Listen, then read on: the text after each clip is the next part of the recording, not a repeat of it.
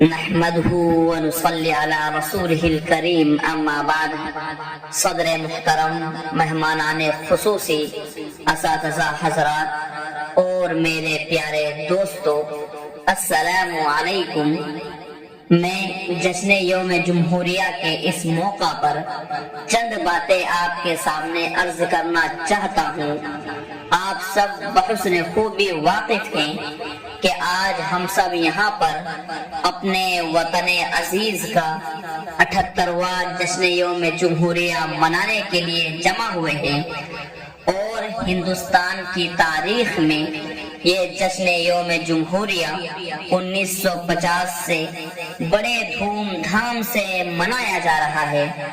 سامعین حضرات، ہمارے ملک کو آزاد کرانے کے لیے خصوصاً علماء اور عموماً تمام مذاہب کے لوگوں نے بہت جد و جہد کی، اور 15 اگست 1947 کو ہمارا ملک آزاد ہو گیا۔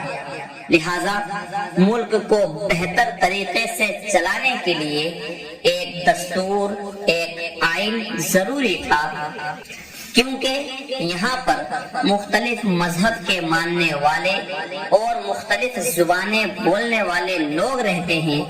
لہذا ہمارے مسلمان رہنماؤں کی قیادت اور ڈاکٹر بھیم راؤ امبیڈکر کی صدارت میں 2 سال 11 مہینے 18 دن میں ہمارے ملک کا آئین بن کر تیار ہوا، اور 26 جنوری 1950 میں اسے ہمارے ملک میں نافذ کیا گیا۔